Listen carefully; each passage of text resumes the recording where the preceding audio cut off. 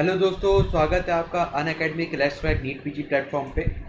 आज मैं आपके सामने एक नई रिकॉर्डिंग लेके आ रहा हूँ। आज मैं आपको आइडेंटिफिकेशन चैप्टर के अंदर मैं आपको पहले थ्योरी पार्ट करवाऊंगा और फिर उसके अंदर एमसीक्यूज सॉल्व करवाऊंगा।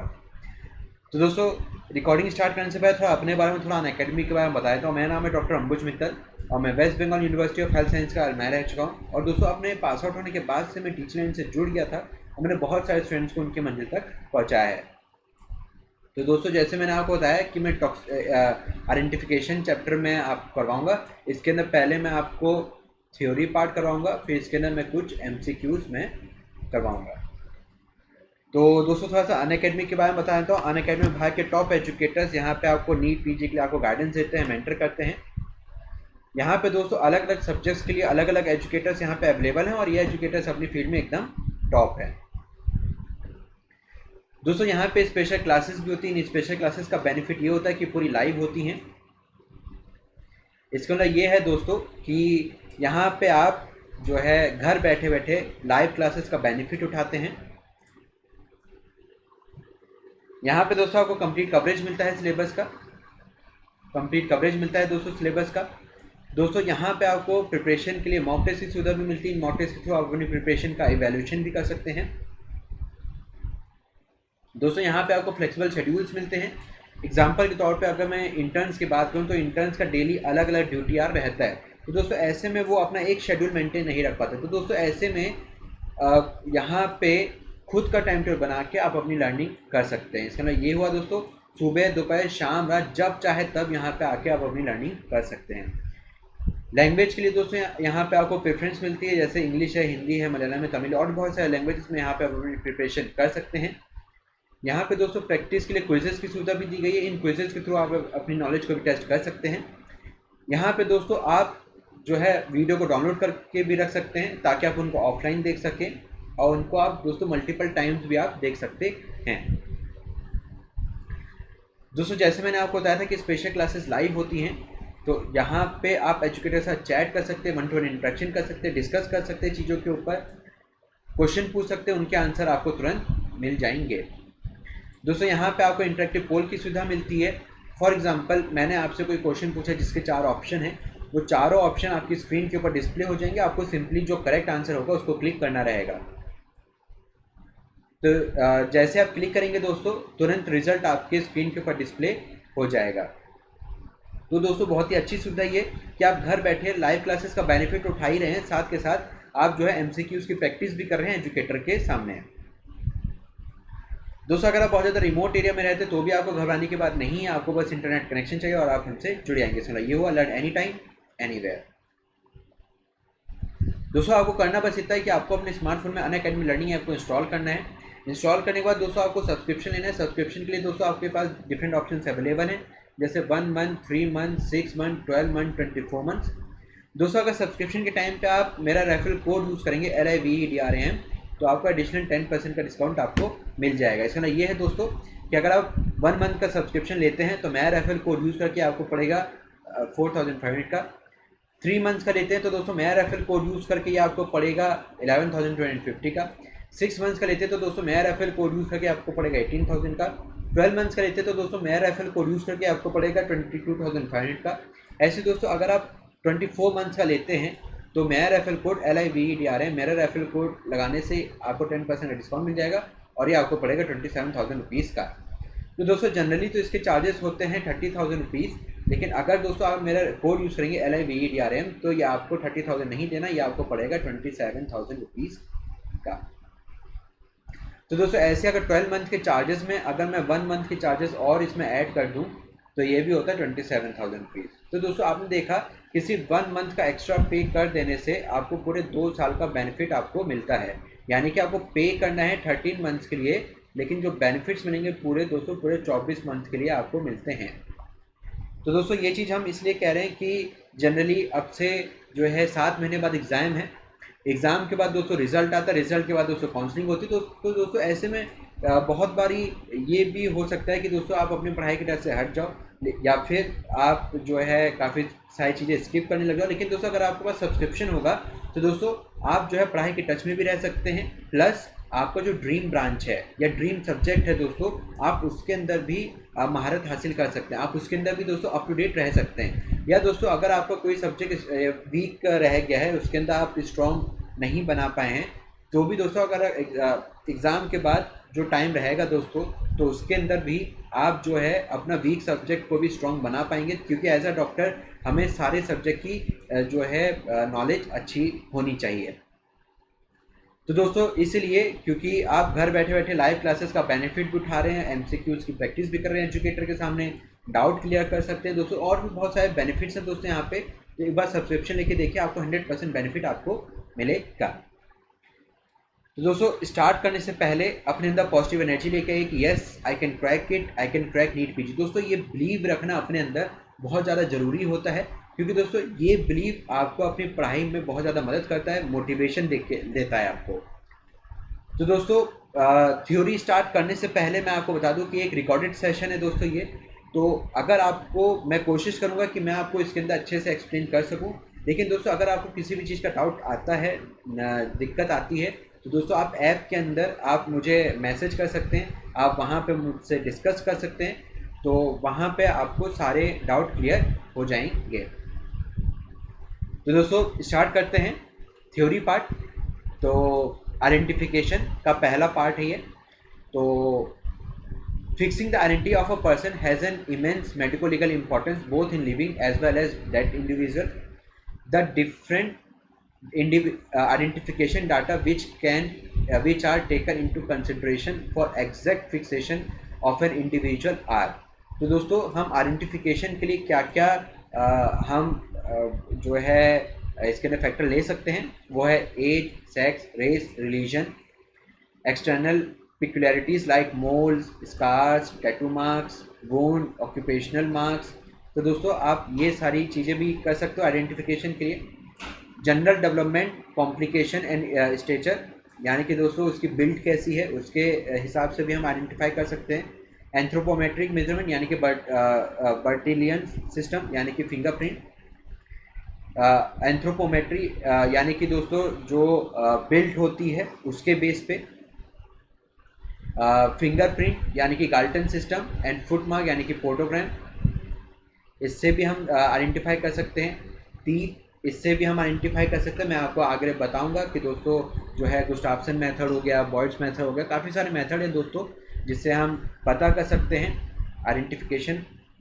Extra data for living individual only are handwriting, speech, voice, gait, memory.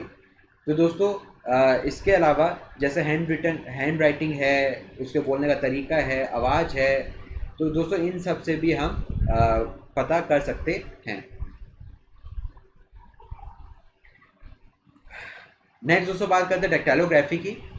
तो दोस्तों डेक्टाइलोग्राफी का मतलब होता है फिंगरप्रिंट की स्टडी करना। तो fingerprint system Galton Henry system भी बोला जाता है दोस्तों, इसका दूसरा नाम है डर्मेटोग्राफी। तो दोस्तों इसके अंदर क्या होता है, it is a study of rigid pattern in the skin which was first use in India in 1858 by sir William Herschel of Bengal. तो दोस्तों 1858 के में ये पहली बार इंडिया में ही ये इसका आविष्कार किया गया था कि जो फिंगर में जो रिजर्स के जो पैटर्न है इसके बेस पे हम हर पर्सन का हम आइडेंटिफाई कर सकते हैं। It is considered as most reliable method of identification of a person as the pattern are not inherited and is different even in identical twins. तो दोस्तों आइडेंटिकल ट्विंस के अंदर भी ये अलग होते हैं। तो दोस्तों इसलिए काफ़ी ज़्यादा मोस्ट रिलायबल मेथड भी होता है ये आइडेंटिफिकेशन के लिए, क्योंकि दोस्तों इनहेरिटेड नहीं होता ये कि, और दोस्तों इसके साथ आइडेंटिकल ट्विंस के अंदर भी जो है सेम नहीं होता है।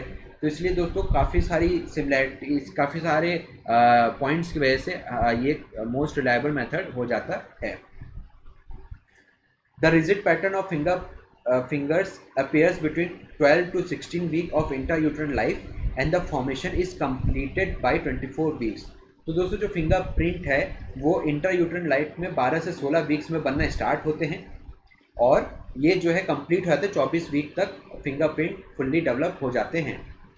It is classified primarily as loop, arches, word, composite. तो दोस्तों मोस्ट कॉमन है लूप, लूप सबसे ज़्यादा कॉमन होता है। तो मैं दोस्तों जब क्वेश्चन आंसर कराऊंगा उसके अंदर मैंने इन सब की इमेजेस भी रखी हुई कि लूप कैसे दिखता है, आर्चेस कैसा दिखता है, वर्ल्ड कैसा दिखता है, कंपोजिट कैसा दिखता है। तो दोस्तों इन सब की मैंने इमेजेस रखी हुई हैं, तो जब मैं क्वेश्चन आंसर कराऊंगा तो उसके अंदर आपको ये सारी चीज़ें मैं अच्छे से एक्सप्लेन कर दूंगा। डेक्टालोग्राफी के बारे में दोस्तों और भी बात करते हैं। इन practice 10 to 12 points of fine comparison are accepted as proof of identity. The fingerprint pattern are distinctive and permanent in every individual. तो दोस्तों फिंगरप्रिंट की स्टडी के लिए लगभग 10 से 12 पॉइंट को कंपेयर किया जाता है आपस में, और उससे हम लोग देखते हैं कि कितना मैच करता है। Histological section up to 6 mm from the skin surface yield satisfactory result. तो दोस्तों हिस्टोलॉजिकली सेक्शन जो अगर 6 mm तक होता है तो ये काफ़ी अच्छे रिजल्ट देता है। टाइप ऑफ फिंगरप्रिंट्स आर, तो दोस्तों कितने टाइप के फिंगरप्रिंट होते हैं? 3 टाइप के फिंगरप्रिंट्स होते हैं, जैसे लेटेंट प्रिंट, विजिबल प्रिंट और प्लास्टिक प्रिंट। तो दोस्तों लेटेंट प्रिंट क्या होता है? ये होता है चांस प्रिंट, यानी कि दोस्तों इंडिविजुअल और बेयरली visual impression left on a smooth surface. तो दोस्तों ये विजुअल नहीं होते हैं, इनविजुअल टाइप के होते हैं। विजिबल प्रिंट्स क्या होते हैं? प्रिंट्स फ्रॉम ब्लड स्टेन और इंक स्टेन फिंगर्स। तो दोस्तों अगर मान लीजिए ब्लड स्टेन्स हैं या आप जैसे बायोमेट्रिक के लिए आप थंब पे जो है इंक लगाते हैं और फिर जो है अपनी छाप देते हैं, तो दोस्तों ये विजिबल क्योंकि दिखाई देता है ये। प्लास्टिक प्रिंट क्या होता है दोस्तों? Impression made on a soft surface such as soap, cheese, mud, thick dry blood. तो दोस्तों ये होते हैं प्लास्टिक प्रिंट, सॉफ्ट सरफेस पे होते हैं दोस्तों। Latent print are individual print which are made visual by dusting the area with colour powder. तो दोस्तों जो लेटेंट प्रिंट होते हैं उनको विजुअल बनाने के लिए जो है हम क्या करते हैं? डस्टिंग करते हैं उसके ऊपर कलर पाउडर से। Examine the area bye oblique lightning, treating with 5% silver nitrate solution, especially when the prints are on the fabrics, exposing with vapors of iodine or osmium tetroxide when the prints are on papers. Latent print on the glass and rods can be made visible by scanning electron microscope. तो दोस्तों latent print को visible करने के लिए हम काफ़ी सारे method अपनाते हैं, जैसे कि अगर मान लीजिए जो प्रिंट है उसके ऊपर हम डस्टिंग करते हैं कलर पाउडर से तो वो दिखने लग जाएंगे, या फिर हम लाइट को ऑब्लिकली रखते हैं। जैसे मान लीजिए थंब प्रिंट है तो इसको हम ऑब्लिकली रखते हैं ताकि जो है ये दिख जाए, या फिर हम सिल्वर नाइट्रेट सॉल्यूशन को 5% सिल्वर नाइट्रेट सॉल्यूशन से ट्रीट करते हैं अगर वो फैब्रिक के ऊपर है, या फिर ऑस्मियम टेट्राऑक्साइड से हम करते हैं अगर प्रिंट पेपर के ऊपर होते हैं तो। और दोस्तों अगर प्रिंट जो है ग्लास या फिर रॉड के ऊपर अगर होते हैं तो दोस्तों हम इलेक्ट्रॉन माइक्रोस्कोप का मदद हम लेते हैं। Impression of all the 10 finger are taken in criminals but only thumb impression for civil purposes. तो दोस्तों क्रिमिनल के आइडेंटिफिकेशन के लिए हम 10 की 10 फिंगर्स का यूज़ करते हैं, और लेकिन सिविल पर्पस के लिए हम सिर्फ लेफ्ट थंब इम्प्रेशन का यूज़ करते हैं। फाइंडर्स क्या है? Computerised automatic fingerprint reading system which recorded the print of 8 fingers of both hand excluding little finger. तो दोस्तों फाइंडर्स क्या है? लिटिल फिंगर को छोड़ के बाकी जो 8 फिंगर्स हैं उसका रिकॉर्ड उसके जो है रीडिंग करता है। OFTR क्या है? Optical frustrated total internal reflection. दोस्तों ये क्या है? Is most commonly use to capture live scan fingerprints. तो दोस्तों ये भी एक जो है मेथड है जिससे हम स्कैन कर सकते हैं फिंगरप्रिंट को, live capture live. Other important method use in identification. तो दोस्तों आइडेंटिफिकेशन के लिए और क्या क्या मेथड हैं? पोरोस्कोपी। पोरोस्कोपी क्या होता है दोस्तों? It is describe by Edmond Locard. तो Locard also a famous for exchange principle. तो दोस्तों आपने एक एक्सचेंज प्रिंसिपल्स के बारे में भी मैंने आपको बताया था कि मान लीजिए अगर कोई भी चीज़ दो चीज़ आपस में टच होती है तो दोस्तों आपस में एक्सचेंज होता है, तो लोकार्ड प्रिंसिपल है। लेकिन दोस्तों यहाँ पे पोरोस्कोपी एडमंड लोकार्ड द्वारा डिस्क्राइब किया गया था। This is the further study of fingerprints utilising study of pores. It is useful when only fragments of fingerprint are available in which there is no specific pattern. तो दोस्तों अगर कोई specific pattern नहीं है तो अगर कोई छोटा सा फ्रेगमेंट है फिंगरप्रिंट का तो दोस्तों उससे भी ये चीज़ हो जाता है. Each millimetre of rigid contain 9 to 18 pores. Pores characteristics are unique to each individual and permanent. तो दोस्तों 1 मिलीमीटर के रिज में करीबन 9 से 18 पोर्स होते हैं. तो दोस्तों यही पोर्स कैरेक्टरिस्टिक्स होते हैं यूनिक हर इंडिविजुअल के लिए. पैलेटो प्रिंट्स क्या होते हैं दोस्तों? Taken from the anterior part of the palate. तो दोस्तों पैलेट ये होता है having rugae which are individual specific and permanent used even in advance decomposition. तो दोस्तों क्या होता है कि जो आप माउथ के अंदर जो हार्ड पैलेट होते हैं तो दोस्तों anterior part of the palate, तो दोस्तों उससे भी हम आइडेंटिफाई कर सकते हैं. इसी को बोला जाता है दोस्तों पैलेटो प्रिंट्स. तो दोस्तों डिकम्पोज बॉडी के अंदर भी हम पैलेटो प्रिंट की मदद से हम आइडेंटिफाई कर सकते हैं.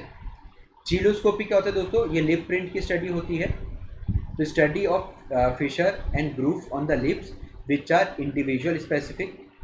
Suzuki classified the lip print into 7 type.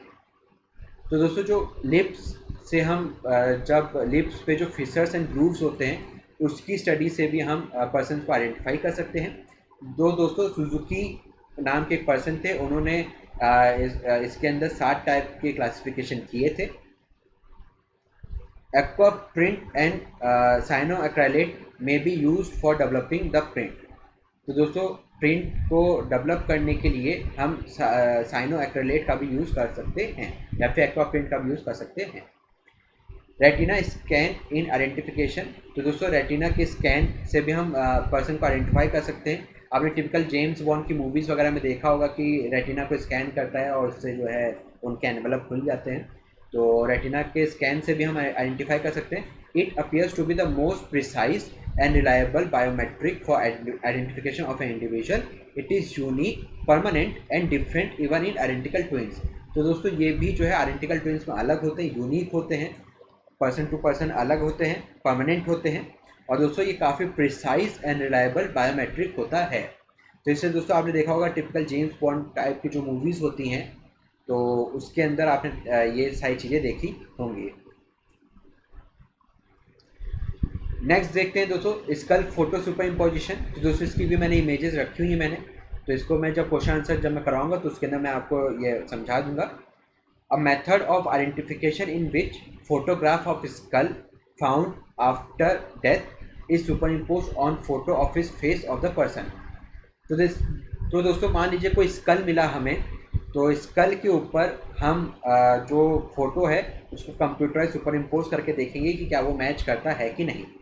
This test is for more negative value because it can definitely concluded that the photograph and skull are not those of the same person.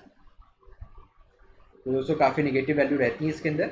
लेकिन दोस्तों short में अगर super imposition बताएं तो super impose करना, उसके ऊपर impose करना. तो स्कल के ऊपर हम उसकी जो फोटो होती है और उसको हम इम्पोज करके देखते हैं कि क्या वो मैच कर रही है कि नहीं. बर्टिलियन सिस्टम क्या होता है दोस्तों? बर्टिलियन सिस्टम होता है दोस्तों anthropometric system based on the physical measurement of the specific part of body even if there are no biological specimen. तो दोस्तों जो फिजिकल मेजरमेंट होते हैं जैसे उसकी हाइट कितनी है, बॉडी कितनी है, तो दोस्तों उसके हिसाब से हम जो है उसको आइडेंटिफाई करते हैं. दोस्तों अब नेक्स्ट देखते हैं एज. तो it can be determined from. तो एज को कैसे हम डिटरमाइन कर सकते हैं? General development and secondary sexual characteristics. Next हम देख सकते हैं टीथ से भी हम डिटरमाइन कर सकते हैं एज. ऑसिफिकेशन ऑफ बोन, इससे भी हम आइडेंटिफाई कर सकते हैं एज, डिटरमाइन कर सकते हैं एज.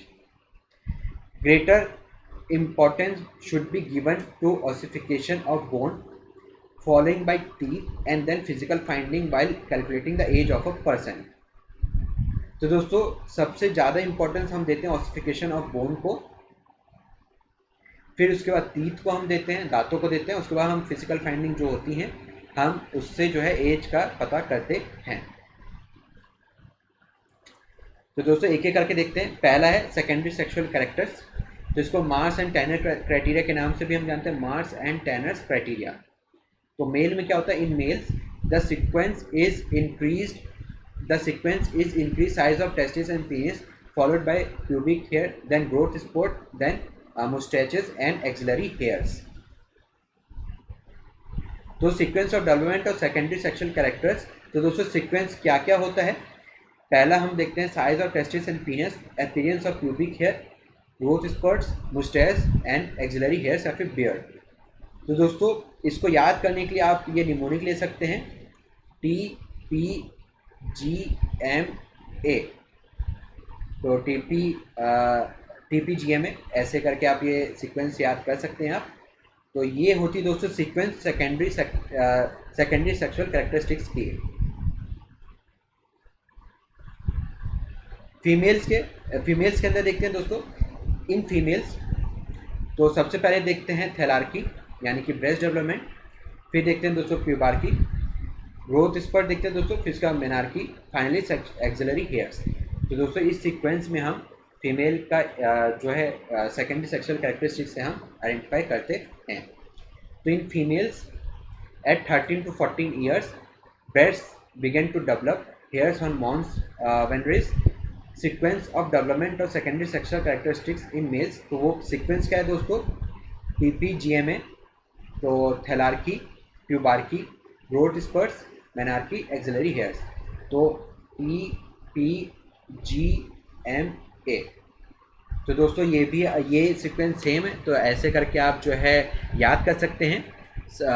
मैन के केस में, मेल के केस में दोस्तों सबसे पहले साइज ऑफ टेस्टिस एंड पीनस, फिर अपीयरेंस ऑफ प्यूबिक हेयर, फिर ग्रोथ स्पर्ट्स, फिर मुस्टैच, फिर एक्सिलरी हेयर्स या फिर बियर्ड।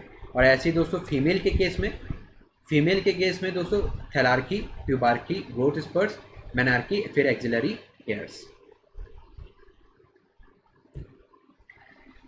तो दोस्तों इसके बाद हम देखते हैं टीथ। तो दांतों से हम कैसे एस्टिमेट करेंगे एज को, तो useful for age estimation by, तो कैसे हम आइडेंटिफाई करेंगे stage of development, secondary changes, फिर एस्पार्टिक एसिड रेसिमिनाइजेशन। तो दोस्तों हम इन मेथड से हम जो है एज का एस्टिमेट करते हैं टीथ के द्वारा। तो देखते हैं दोस्तों स्टेज ऑफ डेवलपमेंट, तो डेवलपमेंट की स्टेज देखते हैं दोस्तों। तो ये तो आप जानते हैं कि बच्चों के अंदर पहले दूध के दांत आते हैं, उसके बाद परमानेंट टीथ आते हैं। तो जो दूध के दांत होते हैं उनको जो है टेम्परेरी टीथ के नाम से भी हम जानते हैं। तो टेम्परेरी और डेसिडुअस टीथ आर 20 नंबर, तो 20 होते हैं ये total. 4 incisor, 2 canine and 4 molar in each jaw. तो दोस्तों 4 इंसीजर होते हैं, 2 कैनाइन होते हैं, और फिर प्री मोलर 0 होते हैं, और फिर दोस्तों मोलर जो होते हैं वो 4 होते हैं। तो दोस्तों आप ये ईच जॉ यानी कि अपर, ये अपर हो गया, और दोस्तों ऐसे ही लोअर किए गए हम बात करें तो 4, 2, 0, 4। तो दोस्तों 6, 4, 10, और ये भी 6, 4, 10, तो टोटल 20 दूध के दांत होते हैं। ये चीज़ ध्यान रखिएगा दोस्तों। फिर उसके बाद sequence of eruption of temporary tooth are IMCM। तो दोस्तों आप ये सीक्वेंस याद कर सकते हैं। तो कैसे इरप्ट करते हैं ये, सबसे पहले इरप्ट करते हैं, इरप्ट का मतलब होता है दोस्तों निकलना। तो सबसे पहले इंसीजर निकलते हैं, फिर उसका मोलर्स निकलते हैं, फिर कैनाइन निकलते हैं, उसके बाद फिर उसके बाद दोस्तों मोलर, फर्स्ट लोअर कैनाइन निकलते हैं। तो दोस्तों इसके अंदर भी फर्स्ट लोअर सेंट्रल इंसीजर ये निकलता है करीबन 6 मंथ की एज में, और दोस्तों लगभग 2.5 से 3 साल तक की उम्र में पूरे के पूरे 20 दांत निकल के आ जाते हैं। तो ये चीज़ ध्यान रखिएगा दोस्तों। फर्स्ट लोअर सेंट्रल इंसीजर सबसे पहले बाहर निकल के आता है। इन ill nourished children and in rickets dentition may be delayed, but in syphilis dentition appears early or when present in birth। तो दोस्तों सिफिलिस के केस में जैसे कि आप जानते हैं कि हचिंसन ब्योक टीथ के नाम से हम जानते हैं। तो अगर मान लीजिए काफ़ी ज़्यादा पुअरली नरिश्ड अगर बच्चा है या फिर रिकेट्स का अगर कोई बच्चा है तो दोस्तों उसके अंदर डेंटिशन जो है काफ़ी देर से निकलेगा, लेकिन सिफिलिस के केस में काफ़ी जल्दी निकल के आ जाता है। तो दोस्तों इसको याद करने के लिए एक निमोनिक है ये, तो मामा इज़ इन पेन, पापा कैन मेक मेडिसिन। तो दोस्तों ये अब हम बात कर रहे हैं क्या कहते हैं कि किस सीक्वेंस में ये निकलते हैं। तो दोस्तों सबसे पहले निकलता है मोलर, फिर निकलता है इंसीजर, फिर दोस्तों सेकंड इंसीजर, फिर आता है दोस्तों पहला प्री मोलर, फिर आता है दोस्तों सेकेंडरी प्री मोलर, फिर आता है कैनाइन, फिर आता है सेकेंडरी मोलर, फिर आता है थर्ड मोलर। तो दोस्तों ये आप याद कर सकते हैं परमानेंट टूथ का इरप्शन।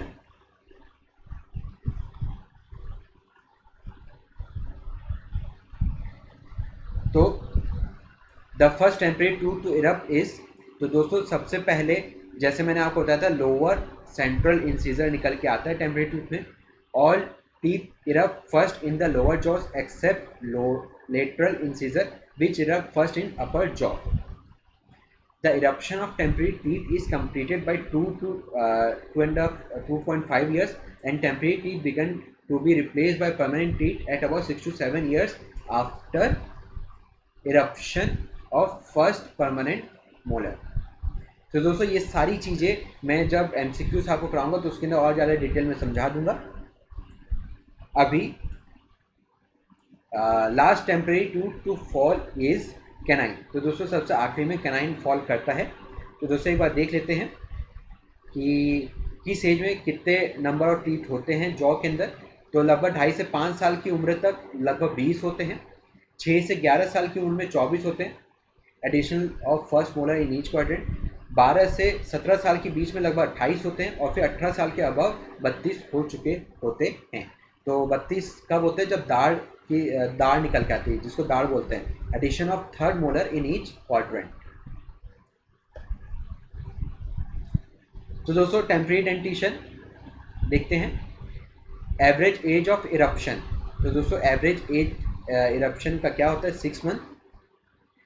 तो सबसे पहले जैसे मैंने आपको बताया था लोअर सेंट्रल इंसीजर निकल के आते हैं लगभग 6 मंथ की एज में, फिर अपर सेंट्रल इंसीजर निकल के आते हैं 7 मंथ की एज में, फिर अपर लेटरल इंसीजर्स निकल के आते हैं लगभग 8 मंथ की एज में, फिर लोअर सेंट्रल इंसीजर्स निकल के आते हैं लगभग 9 मंथ की एज में, फिर फर्स्ट मोलर 12 मंथ की एज में यानी 1 साल, फिर कैनाइन लगभग 1.5 साल, और फिर सेकेंड मोलर लगभग 2 साल के एज में निकल के आ जाते हैं।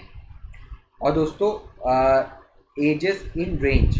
तो दोस्तों लगभग एक रेंज है लगभग 6 से 8 मंथ की रेंज में, फिर ये अपर सेंट्रल इंसीजर्स होते हैं 7 से 9 मंथ की रेंज में, अपर लेटरल इंसीजर्स होते हैं 7 से 9 मंथ की रेंज में, 10 से 12 मंथ की रेंज में lower central incisors. First molar लगभग होते हैं 12 से 14 मंथ की रेंज में। कैनाइन होते हैं दोस्तों 17 से 19 मंथ की रेंज में, और 20 से 30 मंथ की रेंज में होते हैं दोस्तों second molar. The placement of temporary teeth by permanent teeth is completed at the age of 11 years। तो दोस्तों जो रिप्लेसमेंट होगा दूध के दांत का परमानेंट टीथ से, तो replacement is completed at the age of 11 years after the eruption of the canine। तो कैनाइन के इरप्शन के बाद से दोस्तों लगभग after the eruption of the canine लगभग 11 साल का वक्त लगता है परमानेंट टीथ को कंप्लीट करने में। Hence during the age between 6 to 11, 6 से 11 साल की जो उम्र होती है उसमें दोनों टेम्परेरी और परमानेंट दोनों टीथ प्रेजेंट होते हैं। इसी को दोस्तों बुलाता है mix dentition. During this stage of mix dentition the total number of teeth remain are 24। तो दोस्तों 6 से 11 साल की उम्र के बीच में लगभग 24 दांत पाए जाते हैं। तो दोस्तों हम इसको कैलकुलेट कर सकते हैं फॉर्मूला से। The formula to calculate total number of permanent teeth in oral cavity from age in mixed dentition period. तो दोस्तों इसके लिए फॉर्मूला क्या है दोस्तों? Number of permanent teeth calculate करने के लिए 6 से 11 साल की उम्र के बीच में परमानेंट टीथ को जो है नंबर करने के लिए दोस्तों कितने परमानेंट टीथ हैं उसको आइडेंटिफाई करने के लिए दोस्तों क्या है एज इन ईयर्स -5 × 4। तो दोस्तों सपोज करिए कि अगर कोई 7 ईयर का कोई बच्चा है तो उसको हम कैसे हम परमानेंट टीथ कैलकुलेट करेंगे। परमानेंट टीथ तो दोस्तों 7 - 5 × 4 तो 2 × 4 यानी कि 8। तो 7 साल के बच्चे में दोस्तों लगभग 8 परमानेंट टीथ होंगे। तो 8 परमानेंट टीथ। नेक्स्ट दोस्तों देखते हैं based on development and eruption the permanent teeth are of 2 type. तो 2 टाइप के दोस्तों होते हैं ये, that is successional and supra added. तो दोस्तों सुप्रा एडेड टीथ क्या होते हैं। Supra added teeth don't have deciduous predecessors and 6 in each jaws. तो एग्जाम्पल और परमानेंट मोलर्स। तो दोस्तों जितने भी परमानेंट मोलर्स हैं वो सुप्रा एडेड दोस्तों आप ऐसे समझिए कि जैसे जो टेम्परेरी टूथ के अलावा जो परमानेंट टीथ आए वो होते हैं सुप्रा एडेड टीथ। तो दोस्तों जैसे कि मैंने आपको बताया था 20 होते हैं टेम्परेरी टीथ। तो दोस्तों 20 होते हैं टेम्परेरी टीथ। तो दोस्तों टोटल आप जानते हैं अडल्ट के अंदर 32 टीथ होते हैं। तो दोस्तों सुप्रा एडेड कितने हो गए 12 टीथ जो हो गए वो सुप्रा एडेड टीथ हो गए। तो दोस्तों सुप्रा एडेड टीथ हो गए 12। उस 12 में भी दोस्तों जैसे प्री मोलर हैं तो दोस्तों 8। तो दोस्तों जो 8 होंगे वो होंगे 8 प्री मोलर और दोस्तों 4 होते हैं मोलर। सुप्रा एडेड टीथ की मैं बात कर रहा हूँ। तो यही होते हैं दोस्तों 12। सक्सेशनल टीथ क्या होते हैं दोस्तों are erupted in place of deciduous teeth and then 10 in each jaws. Example और other teeth except permanent teeth. तो दोस्तों जो दूध के दांत जो होते हैं तो दोस्तों दूध के दांत की जगह पे ही जो परमानेंट टीथ निकल के आते हैं वो होते हैं दोस्तों सक्सेशनल टीथ। एक बार फिर से बोलता हूँ दोस्तों जो 20 दूध के दांत जो हैं जो 20 मिल्क टीथ जो हैं इसी के जगह पे जो परमानेंट टीथ आए उसी को दोस्तों बोला जाता है successional teeth. In place of जैसे बोले हैं इरप्ट इन प्लेस ऑफ। तो difference between temporary and permanent teeth are. तो डिफरेंस क्या क्या है टेम्परेरी और परमानेंट टीथ के। तो साइज स्मॉलर एंड लाइटर होते हैं टेम्परेरी टूथ के। परमानेंट टीथ के हैवियर एंड स्ट्रॉन्गर होते हैं। क्राउन कैसा होगा चाइना वाइट इन कलर, लेकिन परमानेंट टीथ के दोस्तों कैसे होते हैं आइवरी वाइट होते हैं। नेक कैसा होगा दोस्तों मोर कॉन्स्ट्रिक्टेड होता है, लेकिन परमानेंट टीथ कैसे होते हैं लेस कॉन्स्ट्रिक्टेड होते हैं। रूट की अगर दोस्तों बात करें तो स्मॉलर एंड मोर डाइवर्जेंट, लेकिन दोस्तों परमानेंट टूथ की अगर हम बात करें तो large and less divergent. Ridges की दोस्तों अगर हम बात करें तो at the junction of crown with fangs present, लेकिन यहाँ पे कोई भी रिजेस प्रेजेंट नहीं होते हैं। Permanent dentition. तो दोस्तों परमानेंट डेंटिशन के बारे में हम जानते हैं तो इसके बारे में बता देता हूँ।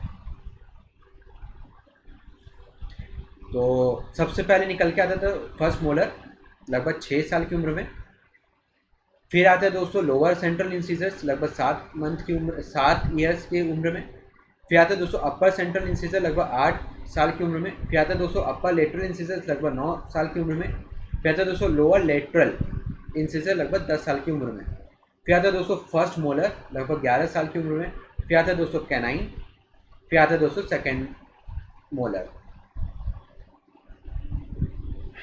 तो divergence method is the most suitable method for estimation of the use of third molar.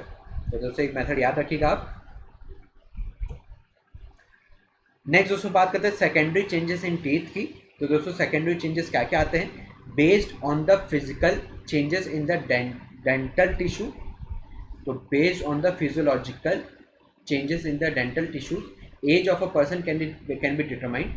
तो दोस्तों जो ये फिजियोलॉजिकल चेंजेस जो आते हैं तो उसी के बेस पे हम आइडेंटिफाई कर सकते हैं। For this anterior teeth are preferred over posterior teeth that is preference decrease from incisors to the premolar. तो दोस्तों सबसे पहली प्रेफरेंस लेते हैं हम इंसीजर्स की और आखिरी में जो प्रेफरेंस लेते हैं वो लेते हैं दोस्तों प्रीमोलर की। तो the third molar is least preferred tooth. तो third molar this method is, तो दोस्तों इसके अंदर क्या क्या मेथड आते हैं, पहला देखते हैं गुस्टाफ्सन मेथड। तो गुस्टाफ्सन मेथड क्या है दोस्तों, it is helpful for age estimation of adult over 25 years. तो दोस्तों 25 साल के ऊपर ही ये एज एस्टिमेशन के लिए हेल्पफुल होता है। Anterior teeth are more reliable than the posterior in this method. तो दोस्तों एंटीरियर के कंपेयर में ज़्यादा रिलायबल होता है as compare to posterior. Incisor are mostly suitable, तो जैसे इंसीजर सबसे ज़्यादा सूटेबल होंगे, लेकिन थर्ड मोलर जो है उतना सूटेबल नहीं होता है। तो दोस्तों गुस्टाफ्सन्स के अंदर 6 क्राइटेरियाज आते हैं। द वेरियस क्राइटेरियाज आर, वो 6 क्राइटेरिया क्या क्या हैं, एट्रीजन जो कि वी एंड टीयर की वजह से होता है, पेरीओडोंटोसिस ये किसकी वजह से दोस्तों होता है, regression and of gum and margin. Secondary dentin ये किसकी वजह से होता है दोस्तों, deposition of dentin in the pulp cavity. Cementum apposition ये क्या होता है दोस्तों, apposition of cementum at and around the root of teeth. Root resorption ये होता है दोस्तों रिजॉर्प्शन ड्यू टू एजिंग। फिर दोस्तों जो बेस्ट क्राइटेरिया होता है वो है transparency of the root, transparency of the dentin at around level. तो दोस्तों ये मोस्ट रिलायबल क्राइटेरिया है। ये 30 साल के बाद जो है देखा जाता है। एरर इंक्रीज आफ्टर 50 ईयर्स, तो उसके बाद एरर इसके अंदर आने लगाते हैं। तो दोस्तों लेकिन सबसे ज़्यादा रिलायबल क्राइटेरिया कौन सा होता है, वो होता है ट्रांसपेरेंसी ऑफ द रूट। और दोस्तों सेकंड रिलायबल क्राइटेरिया कौन सा होता है, वो होता है सेकेंडरी डेंटिन। ये होता है दोस्तों सेकंड, और दोस्तों ये होता है फर्स्ट।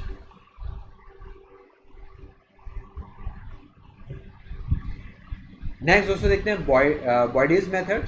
तो दोस्तों बॉयड्स मेथड क्या है, it is useful to estimate the age of a dead infant by counting the number of incremental lines from neonatal lines onward in the enamel of the tooth. तो दोस्तों जो इंक्रीमेंटल लाइन्स होती हैं उसके base पे हम infant की as को आइडेंटिफाई करते हैं। Neonatal lines is noted in about 3 weeks, लगभग 3 वीक्स में न्यूनेटल लाइन्स को नोट किया जाता है। Age determined in term of days, तो दोस्तों जो एज होते हैं उसको डिटरमाइन किया जाता है डेज में। तो नेक्स्ट दोस्तों देखते हैं स्टैक मेथड। स्टैक मेथड क्या होता है दोस्तों, age of a child is calculated by the measuring the weight and height of the eruption of teeth. तो दोस्तों वेट और हाइट के बेस पे हम उसके एज को एस्टिमेट करते हैं। कुछ और भी इसके अंदर मेथड आते हैं दोस्तों, जैसे Dalitz method, it is the modification of the Gustafson method. फिर दोस्तों देखते हैं माइल्स मेथड, ये क्या है, by assessing the wear and tear on all 3 permanent molars. फिर नेक्स्ट होता है दोस्तों लेमेंडिन्स मेथड, ये क्या होता है दोस्तों, gum regression and transparency of root are taken to consideration for age estimation. It is also a postmortem procedure. तो दोस्तों जो गम्स का जो रिग्रेशन हुआ, ट्रांसपेरेंसी ऑफ द रूट हुआ, तो दोस्तों इन सब से हम एज का एस्टिमेट करते हैं। तो दोस्तों चार्टिंग कैसे की जाती है डेंटल के अंदर, तो different method are used to present the teeth in both jaws in an individual. तो दोस्तों डिफरेंट मेथड क्या क्या हैं, different methods are used to present the teeth in both jaws in an individual. तो पहला है दोस्तों यूनिवर्सल। इसके दोस्तों क्या होता है कि यहाँ से स्टार्ट किया और यहाँ पे आके एंड किया। तो दोस्तों आप जानते हैं कि 32 टीथ होते हैं, तो 1 2 3 4 5 6 ऐसे करके 16, फिर 17 से लेके फिर ऐसे 32। तो दोस्तों ये होता है यूनिवर्सल मेथड। तो यहाँ राइट से हम स्टार्ट करते हैं और ये हो गया लेफ्ट। नेक्स्ट दोस्तों देखते हैं पामर नोटेशन मेथड।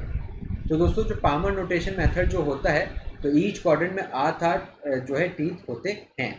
तो इधर से 1 से 8, फिर इधर से 1 से 8, इधर से 1 से 8, एक इधर से 8। तो आप दोस्तों अगर हम इसको ऐसे कर लें तो 1 2 3 4 5 6 7 8, फिर इधर 1 2 3 4 5 6 7 8, फिर इधर से 1 2 3 4 5 6 7 8, और फिर 1 2 3 4 5 6 7 8। तो दोस्तों ऐसे हम, ये होता है पामर नोटेशन। हेडरूप सिस्टम दोस्तों क्या होता है, तो इसके अंदर दोस्तों ये भी ध्यान रखिएगा, ये करके साइन आता है इसके अंदर। जैसे मान लीजिए लेफ्ट है, लेफ्ट अपर है तो ऐसे साइन आएगा, लेफ्ट लोअर है तो दोस्तों ऐसा साइन आएगा, राइट अपर है तो दोस्तों ऐसा साइन आएगा, और राइट लोअर है तो दोस्तों ऐसे करके साइन आएगा। नेक्स्ट दोस्तों देखते हैं हेडरूप मेथड। हेडरूप मेथड क्या होता है दोस्तों, इसके अंदर प्लस और माइनस लगा दिया जाता है। तो plus sign for upper jaw teeth and negative sign for the lower jaw teeth. तो दोस्तों यहाँ पे ये गलत है, यहाँ पे ऐसा नेगेटिव आएगा, ये सारे दोस्तों नेगेटिव ये आएगा, यहाँ पे थोड़ा सा करेक्ट कर लीजिएगा। तो दोस्तों क्या होगा, तो +1 तो ऐसे करके +8, फिर ऐसे +1 से लेके +8, और फिर यहाँ पे -1 से लेके -8, और यहाँ पे -1 से लेके -8। तो ये प्लस और माइनस यहाँ पे ऐसे आएगा, तो ये भी माइनस, ये भी माइनस, ये भी माइनस, ये भी माइनस। तो ये थोड़ा सा दोस्तों गलत है, इसको थोड़ा सा ठीक कर लीजिएगा। नेक्स्ट दोस्तों देखते हैं FDI मेथड। तो दोस्तों FDI मेथड में क्या होता है, 1 2 3 4 नंबरिंग कर दी जाती है। तो सपोज करिए कि हमें अपर राइट का करना है, तो 1 1, फिर 1 2, फिर 1 8, ऐसे करके। अगर हमें अपर लेफ्ट करना है तो 2 1 2 2, ऐसे करके जो है 2 8। तो ये हो गया 2 8। और फिर दोस्तों ऐसे ही लोअर के लिए अगर आएंगे तो 3 1, ऐसे 3 2, ऐसे करते करते 3 8। ऐसे दोस्तों लोअर राइट की अगर हम बात करें तो 4 1 4 2, ऐसे करते करते 4 8।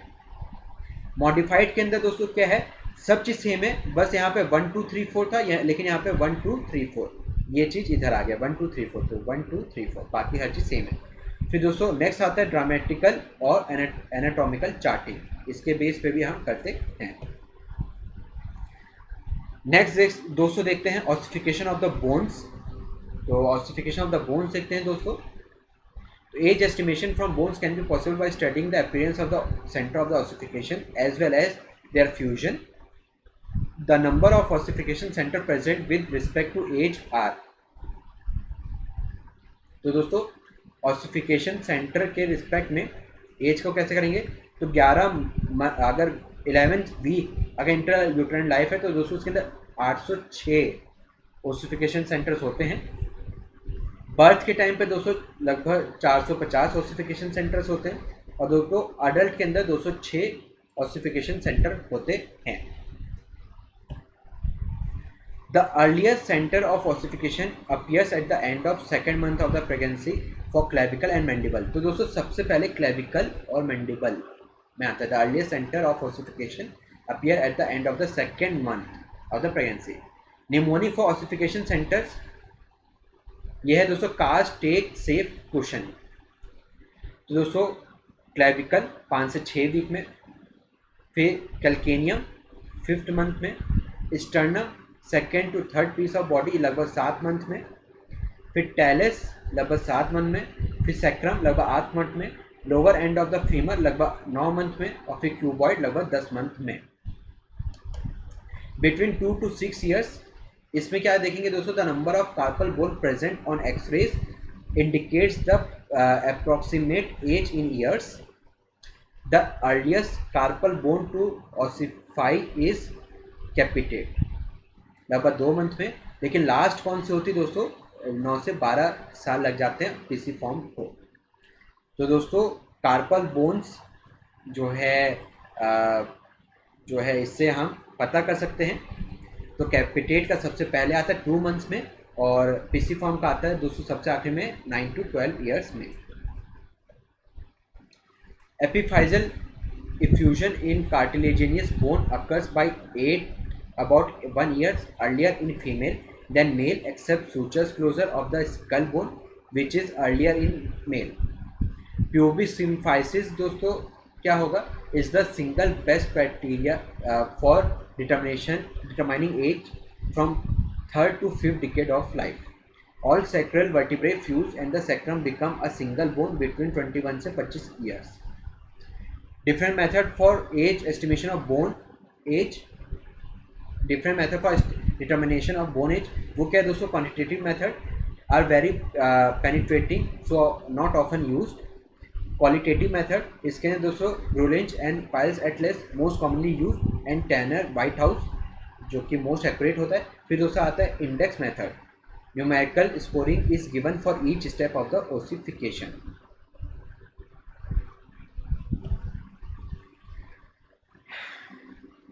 नेक्स्ट दोस्तों बात करते हैं स्टर्नम की। 4 piece of the body of sternum fuse within another from below upward between 14 to 25 years. Xiphoid unite with the body at about 40 years and manubrium with the body at about 60 years. Hyoid bone की अगर बात करें तो greater cornea of hyoid with body in between 40 to 60 years. Hence, hyoid bone fracture in throttling is most common in old age person. तो इसलिए दोस्तों hide bone में जो ऑसिफिकेशन जो होता है लगभग 40 से 60 साल में होता है. इससे जब थ्रॉटलिंग जब गला से जब होमिसाइड किया जाता है तो इसलिए दोस्तों इसका फ्रैक्चर होता है ग्रेटर कॉर्न्यू पे. सैक्रम की दोस्तों बात करें तो 5 segments of sacrum become single bone between 20 से 25 ईयर्स. मैंडिबल की दोस्तों बात करें तो 2 half of the mandible unite at centre at the age of 2 years. Skull की दोस्तों अगर हम बात करें तो posterior frontal closes at birth while anterior frontal at 18 months. Inner table of the skull fused 5 to 10 years earlier than the outer table. Metopic suture separating 2 half of the frontal bone closes to at 2 to 4 years, which may extend to 6 years. The basi occiput fused with basi sphenoid at about 18 to 21 years. The cranial sutures most successfully estimate the age of an individual is sagittal sutures, followed by lambdoid and then coronal suture. Closure of all suture indicate an age more than 60 years of age.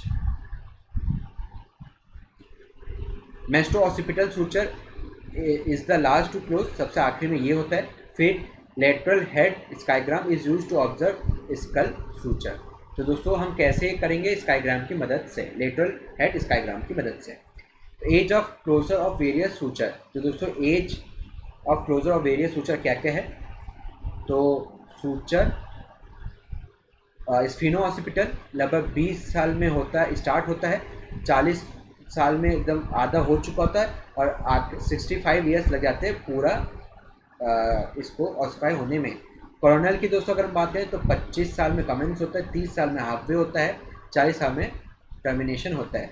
Sagittal की बात करें तो 25 साल में commencement होता है, commence करता है, 30 साल में हाफ वे क्लोज होता है और लगभग 40 साल में पूरा क्लोज हो जाता है. लैम्डॉइड की अगर बात करें तो 25 साल में कमेंस करता है, 30 साल में आधा होता है और 45 ईयर्स में पूरा हो जाता है. टेरियंस की बात करें तो 40 साल में स्टार्ट होता है और 65 ईयर्स में कंप्लीट हो जाता है.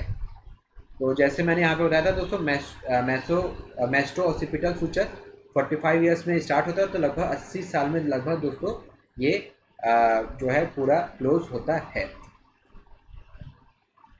एज ऑफ फीटस कैसे हम कैलकुलेट करेंगे दोस्तों. Rule of Haase, rough method of calculating the age of the foetus. Rough method है दोस्तों up to 5 month age of foetus लगभग under root length in centimetre. तो लगभग अगर सिर्फ अप टू 5 मंथ की अगर बात करें तो अंडर रूट ऑफ लेंथ. अगर दोस्तों 5 मंथ से ज़्यादा की अगर बात करें तो लेंथ डिवाइडेड बाय 5. तो लेंथ किस में होगी दोस्तों, सेंटीमीटर में. तो दोस्तों वो हमें बता देगा. It is also known as Morrison modification of Haase's rule, ऐसे रूल. नेक्स्ट दोस्तों बात करते हैं वीक्स ऑफ जेस्टेशन की. तो कितने कितने वीक पे क्या क्या चीज़ देखने को मिलेंगी. तो 4 वीक पे लेंथ 1 सेंटीमीटर होगा, वेट लगभग 2.5 ग्राम का होगा. Eyes are seen as 2 dark spot and mouth as clap. 8 week पे क्या होगा दोस्तों, लेंथ जो कि 4 सेंटीमीटर की होगी, वेट जो है 10 ग्राम होगा. Eyes and nose recognisable, hand and feet are webbed, anus is seen in dark spot, placenta is form. 12 week में दोस्तों क्या होगा, लेंथ जो कि 9 सेंटीमीटर की होगी, वेट जो होगा 30 ग्राम का होगा. Eyes are closed and pupillary membrane appears, nail appears, neck is form. 16 week की दोस्तों अगर मैं बात करूं तो लेंथ जो है 16 सेंटीमीटर की होगी, वेट जो है 120 ग्राम का हो चुका होगा. Sex can be recognized. इसमें सेक्स हम पता करेंगे कि मेल है फीमेल है. Lanuvo hair is visible on the body. Pupillary membrane is visible and meconium is seen in the upper part of the small intestine. 20 week पे दोस्तों क्या होगा, लेंथ जो होगा 25 सेंटीमीटर की होगी, वेट जो होगा दोस्तों लगभग 400 ग्राम होगा. Nails are distinct and soft. Vernix caseosa appears on the body. fine hair on scalp, meconium at the beginning of the large intestine, center of ossification for calcaneum appear. 24 weeks पे दोस्तों क्या होगा, wait length होगा 30 centimetre, wait होगा दोस्तों 700 ग्राम, foot length होगी 4.5 centimetre तक. Eyebrows and eye lashes appears, eyelid are adherent and papillary membrane is still present. Skin is red and wrinkled for want of fat. Testes are close to kidney and scrotum is empty. Meconium is seen in upper part of the large intestine. Next दोस्तों बात करते हैं 28 weeks. तो दोस्तों 28 weeks में क्या होगा, length होगी दोस्तों 35 सेंटीमीटर की, वेट होगा दोस्तों लगभग 900 से 1200 ग्राम, क्राउन रम्प लेंथ कितना होगा दोस्तों 23 से 25 सेंटीमीटर और फुट लेंथ होगी दोस्तों 5.4 सेंटीमीटर की. Eyelids are open, pupillary membrane disappear, nails are thick but do not extend to the tips of the fingers and toes. Skin is dusky red, thick and fibrous. Meconium present in entire large intestine. Center of ossification for talus appear.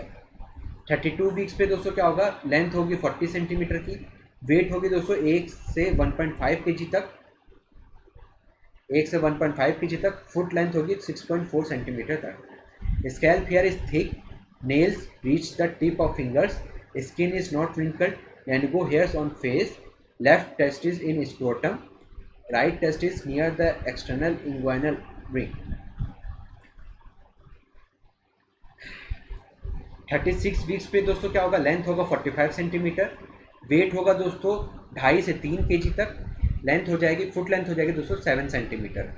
Scalp is covered with dark hair, lanugo hair is seen only in shoulder, vernix caseosa is present over the fracture of the joint and neck folds.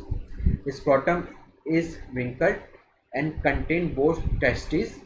In female, vulvar labia close vaginal opening. Meconium is near the end of the large intestine. Ossification center for lower end of femur, लगभग 36 से 37 week, cuboid and capitate appear. 40 weeks की अगर हम बात करें दोस्तों तो length 50 से 53 सेंटीमीटर, वेट होगा दोस्तों 3 से 3.5 केजी तक, क्राउन रम लेंथ होगी दोस्तों 28 से 32 सेंटीमीटर और फुट लेंथ होगी दोस्तों 8.25 सेंटीमीटर तक. Lanugo hair is seen only in shoulders, nails project beyond finger tip but reach only the tip to toes. Rectum contain dark green और black meconium, 6 frontal nails are present. Umbilicus is midway between xiphisternum, symphysis pubis.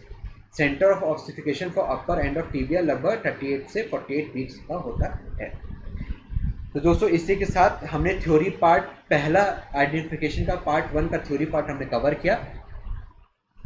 तो यहाँ पे theory part 1 हमने cover की, ठीक है.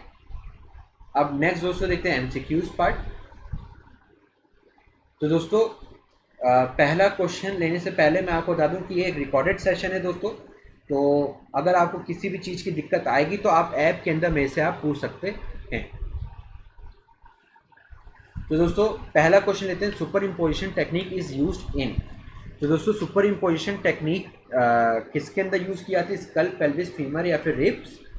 तो दोस्तों स्कल के अंदर ये यूज़ की जाती है, पेल्विस के अंदर नहीं, फीमर के अंदर नहीं, रिब्स के अंदर नहीं.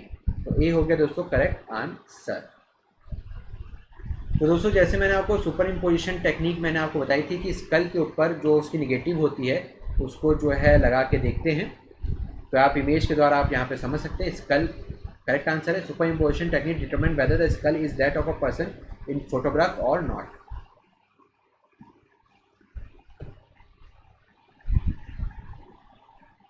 तो नेक्स्ट क्वेश्चन देखते हैं, cheiloscopy is the study of print of. तो दोस्तों चीलोस्कोपी किसकी स्टडी को बोला जाता है, फुट, फिंगर्स, पैरेट या फिर लिप्स. तो फुट नहीं होता है, फिंगर नहीं होता, पैरेट नहीं होता, तो दोस्तों लिप इसका करेक्ट आंसर है. तो डी हो गया इसका करेक्ट आंसर. तो दोस्तों cheiloscopy utilization of the lip print as a mean of personal identification, anthropometry, anthropometric, जिसको बर्टिलियन सिस्टम के नाम से भी जानते हैं, यूटिलाइज डिस्क्रिप्टिव डाटा जैसे colour of hairs, eyes, body mark, जैसे मोल वगैरह कुछ प्रेजेंट है कि नहीं, बॉडी का मेजरमेंट जैसे हाइट कैसे है, वेट कैसा है, इसके बेस पे। तो लगभग 21 साल के बाद ये काफ़ी यूज़फुल रहता ही है। फोटोग्राम क्या होता है दोस्तों? स्टडी ऑफ फुटप्रिंट, उसको दोस्तों बोलते हैं फोटोग्राम। तो रिकॉर्डिंग का दोस्तों नेक्स्ट क्वेश्चन लेते हैं। All of the following are type of finger printing except. तो दोस्तों इसमें से क्या फिंगरप्रिंट का टाइप नहीं है? तो दोस्तों arch, loop, composite, circle, world. तो दोस्तों आर्च भी होता है, लूप भी होता है, कंपोजिट भी होता है, सर्कल नहीं होता है, वर्ल्ड भी होता है। तो दोस्तों एक्सेप्ट पूछा गया है तो डी हो गया इसका करेक्ट आंसर। तो दोस्तों ये रही इमेज। आर्चेज ऐसा दिखाई देता है, आर्चेज ऐसा दिखाई देता है, लूप ऐसा दिखाई देता है, वर्ल्ड ऐसा दिखाई देता है और कंपोजिट ऐसा दिखाई देता है। तो classification of the fingerprint pattern, तो दोस्तों loop, world, arches and composite. तो दोस्तों इन 4 पार्ट में डिवाइड किया गया है। लूप क्या होता है दोस्तों? 67% लूप होते हैं, वर्ल्ड 25% होता है, आर्चेज 6 से 7% होता है, और दोस्तों सबसे कम पाया जाता है कंपोजिट। तो दोस्तों लूप भी 2 टाइप के होते हैं, रेडियल और अल्नर। वर्ल्ड 4 टाइप के होते हैं, concentric, spiral, double spiral and almond shape. Arches दोस्तों 3 टाइप के होते हैं, प्लेन, टेंडेड, एक्सेप्शनल। और फिर दोस्तों composite, central pocket loop, lateral pocket loop, twin loop या फिर एक्सीडेंटल। तो दोस्तों ये रही इमेजेस, ये हो गई आर्चेस का, जो कि दोस्तों मैंने आपको बताया कि 6 से 7% होते हैं। वर्ल्ड दोस्तों ये हो गया वर्ल्ड, ये दोस्तों लगभग 25% होते हैं। फिर हो गया दोस्तों लूप, लूप दोस्तों मैंने बताया था 67%। फिर दोस्तों हो गया कंपोजिट, जो सबसे कम पाए जाते हैं, 1 से 2% पॉपुलेशन के अंदर ही पाए जाते हैं।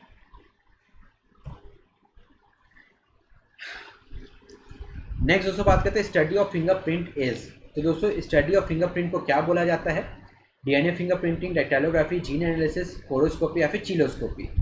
तो दोस्तों डीएनए फिंगरप्रिंटिंग नहीं, डेक्टाइलोग्राफी बोला जाता है फिंगरप्रिंट स्टडी को, जीन एनालिसिस नहीं, होरोस्कोपी नहीं, चिलोस्कोपी नहीं।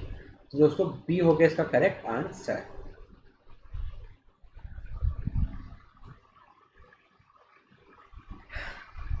Most common type in dactylography is. तो दोस्तों सबसे ज़्यादा कॉमन कौन सा होता है? वर्ल्ड, लूप, कंपोजिट या फिर आर्चेस। तो दोस्तों जैसे मैंने आपको बताया था लूप सबसे ज़्यादा कॉमन होता है, तो वर्ल्ड नहीं, कंपोजिट नहीं, आर्चेस नहीं। तो दोस्तों बी हो गया इसका correct answer. The system of dactylography to identify individual was first started in. तो दोस्तों जो डेक्टाइलोग्राफी थी वो सबसे पहले कहाँ पे स्टार्ट हुई थी? यूएसए, पोलैंड, इंडिया या फिर यूके। तो दोस्तों सबसे पहले इंडिया में स्टार्ट हुई थी, तो यूएसए नहीं, पोलैंड नहीं, यूके नहीं। सी हो गया इसका correct answer. First fingerprint loop bureau was established in. तो दोस्तों सबसे पहला फिंगरप्रिंट ब्यूरो कहाँ पे इस्टेब्लिश हुआ था? तो इंडिया तो हम जान गए, लेकिन इंडिया में भी कहाँ? तो दोस्तों लंदन, पेरिस, कैलकाटा या फिर मद्रास। तो दोस्तों लंदन में नहीं, पेरिस में नहीं, कैलकाटा में हुआ था दोस्तों, मद्रास नहीं। तो सी हो गया इसका करेक्ट आंसर। तो दोस्तों थोड़ा सा आपको डेक्टाइलोग्राफी के बारे में बता देता हूँ। इसका दूसरा नाम है डर्मेटोग्राफिक या फिर गाल्टन सिस्टम या फिर फिंगरप्रिंट। तो दोस्तों विलियम हर्सेल्स जो थे उन्होंने करा था ये। डीएम ऑफ हुगली यानी कि Bengal gave the idea of using fingerprint as means of identification and first used in 1858. Dr. Henry Ford gave the idea of tracing a criminal from the latent print, that is individual fingerprint, found at the scene of the crime, and came to conclusion that no two fingerprints are similar. Based on the idea of the Herschel and the Ford, Sir Francis Galton, the renowned English scientist, established scientifically the basic principle of uniqueness and permanency in fingerprint.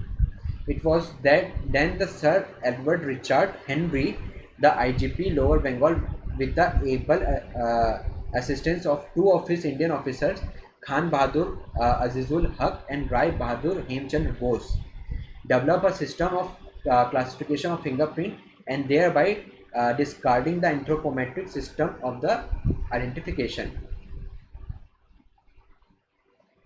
Thereafter, the first ever fingerprint bureau of the world was established in the Writers' Building at the Calcutta in the year 1897.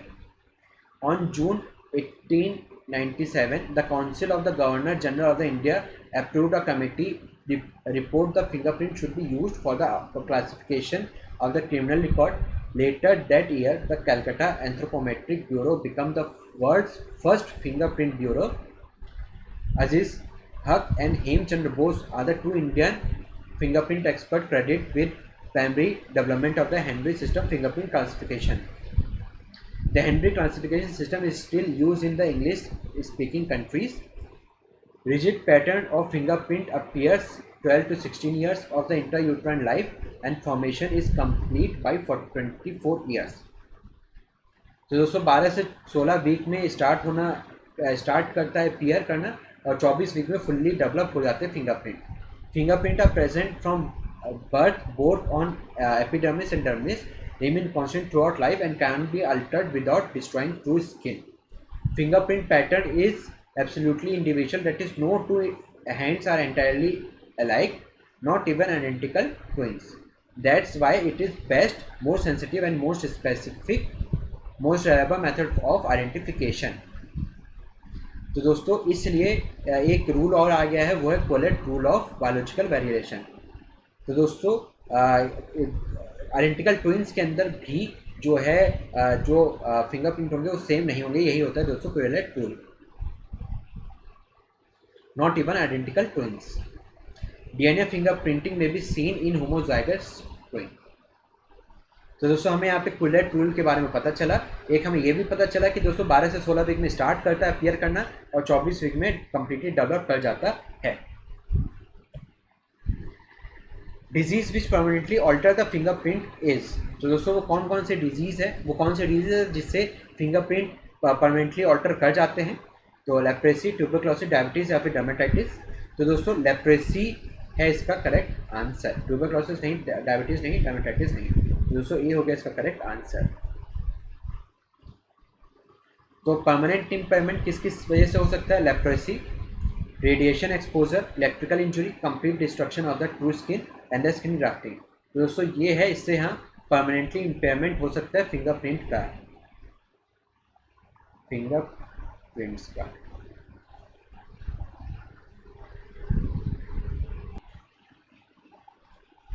तो next जैसे दोस्तों तो temporary अभी हमने देखा permanent impairment, अब हम देखते हैं टेम्परेरी मॉडिफिकेशन. तो दोस्तों किस किस में टेम्परेरी हो सकता है? Moderately epidermal ridged atrophy coeliac disease के अंदर, इनकम्प्लीट रिजिड एट्रोफी, ये दोस्तों स्क्लेरोडर्मा, एक्यांथोसिस निग्रिकेंस, डर्मेटाइटिस या फिर dry and atrophic skin. Distance between ridges changes but pattern remain same. किस किस के अंदर दोस्तों? Rickets, infantile paralysis, acromegaly, by criminal या जैसे applying CO2 snow, corrosive agent, burn, erosion agent, hard surface etcetera. दोस्तों एक मिनट मैं ज़रा एक चीज़ चेक कर लूँ मैं.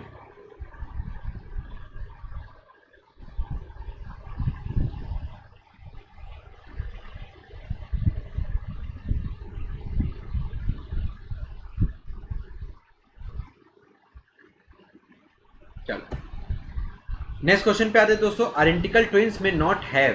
तो दोस्तों आइडेंटिकल ट्विंस के अंदर क्या चीज़ नहीं होगी? तो same DNA fingers, same fingerprint pattern, same blood group, same HLA type system. तो दोस्तों डीएनए फिंगर सेम होता है लेकिन सेम फिंगरप्रिंट पैटर्न नहीं होगा. सेम ब्लड ग्रुप होता है, सेम HLA सिस्टम भी होता है. तो दोस्तों मे नॉट हैव. तो दोस्तों बी हो गया इसका करेक्ट आंसर. तो दोस्तों यही होता है क्यूलेट रूल. तो fingerprint pattern is absolutely individual, that is no two hands are entirely alike, not even identical twins. That's why it is the best यानी कि most sensitive and most specific, most reliable method of identification होता है ये. इसी को दोस्तों बोला था culotte rule of the biological variation. DNA fingerprinting may be the same in monozygotic twins. Next question देखते हैं, most reliable method of identification of a person is. तो दोस्तों मोस्ट रिलायबल मेथड कौन सा होता है पर्सन को आइडेंटिफिकेशन के लिए? तो गुस्टाफ्सन मेथड, गाल्टन मेथड, एंथ्रोपोमेट्री या फिर स्कार। तो गुस्टाफ्सन मेथड नहीं, गाल्टन सिस्टम जिसको दोस्तों डैक्टाइलोग्राफी के नाम से जानते हैं, फिंगरप्रिंट, एंथ्रोपोमेट्री नहीं, स्कार्स नहीं। तो दोस्तों बी हो गया इसका correct answer. Tattoo is useful in identifying body. तो दोस्तों टैटू जो है किस किस के केस में जो है हेल्पफुल होता है आइडेंटिफिकेशन के लिए? लिविंग, डेड, डिकम्पोज या फिर ब्लंट बर्न। तो दोस्तों लिविंग के केस में भी होता है, डेड के केस में भी हम आइडेंटिफाई कर सकते हैं और डिकम्पोज बॉडी के केस में हम आइडेंटिफाई कर सकते हैं टैटू के द्वारा। तो दोस्तों ए, बी एंड सी तीनों ही हो गए इसके correct answer. Tattoo mark are recognize even in decompose body when the epidermis is removed. तो दोस्तों मेथड क्या क्या है? Infrared photography makes old tattoo readily visible. Amount of subcutaneous bleeding in bite mark, so the force applied can be assessed. Soot deposit यानी कि blackening on dark color of black fabric and skin can be seen. Ultraviolet lamp, high contrast photography, computer image enhancement और magnifying glass। तो ये सब क्या करेगा दोस्तों? फेटेंट tattoo mark become visible. तो ये भी दोस्तों विजिबल हो जाते हैं। इसी के रिगार्डिंग दोस्तों क्वेश्चन देखते हैं, faint letter mark can be made visible by. तो दोस्तों फेंट लेटर मार्क किससे हम विजिबल कर सकते हैं? Infrared photography, spectrophotometry, ordinary light या फिर एक्सरे। तो दोस्तों इंफ्रारेड फोटोग्राफी से हम जो है फेंट लेटर मार्क को भी हम आइडेंटिफाई कर सकते हैं। तो स्पेक्ट्रोफोटोमेट्री नहीं, ऑर्डिनरी लाइट नहीं, एक्सरे नहीं। तो दोस्तों ए हो गया इसका करेक्ट आंसर। तो नेक्स्ट देखते हैं दोस्तों, dental numbering is done by all except. तो दोस्तों डेंटल नंबरिंग हम इसमें से किसके अंदर नहीं कर सकते हैं? तो एफडीआई 2 सिस्टम, 2 डिजिट सिस्टम, इससे हम कर सकते हैं। एनाटॉमिकल एंड डायग्रामेटिक चार्टिंग, इससे भी हम कर सकते हैं। पाल्मर नोटेशन, इससे भी हम कर सकते हैं। तो दोस्तों एक्सेप्ट पूछेगा तो नन। तो डी हो गया इसका करेक्ट आंसर। तो दोस्तों एक एक करके पूरा एक बार फिर से समझ लेते हैं। तो यूनिवर्सल सिस्टम जिसको दोस्तों American and international association of the forensic odontologist से दिया गया था। From upper right to upper left teeth are number 1 to 16 and from lower left to lower right 17 to 32। तो दोस्तों अगर हम ऐसे अगर हम अपर और लोअर को अगर हम डिवाइड कर दें, ये हो गया अपर और ये हो गया लोअर। तो दोस्तों 1 से लेके इधर 16 तक और फिर 17 से लेके इधर 32 तक। तो ये होता है दोस्तों यूनिवर्सल मेथड। यहाँ देख सकते हैं 1 2 3 4 5 6 7 8 ऐसे करके 16 तक यहाँ पे 16 तक और फिर यहाँ पे 17 से स्टार्ट करके यहाँ पे 32 तक। फिर आता है दोस्तों पाल्मर नोटेशन। पाल्मर नोटेशन के अंदर जैसे मैंने आपको बताया था कि 1 से 8 फिर 1 से 8 फिर 1 से 8 फिर इधर 1 से 8 ऐसे क्या कहते हैं। Teeth are number from 1 to 8 in all 4 quadrant starting from centre to lateral. फिर आता है दोस्तों हैंड रूप मेथड। हैंड रूप मेथड के अंदर दोस्तों अपर के लिए प्लस और लोअर के लिए माइनस, बाकी सब सेम। तो similar to Palmer notation method except that it is use a minus sign for lower and plus sign for upper teeth. तो दोस्तों अपर तो ये जैसे +1 +2 +3 +4 +5 +6 +7 +8 ऐसे दोस्तों यहाँ पर -1 -2 -3 -4 -5 -6 -7 -8।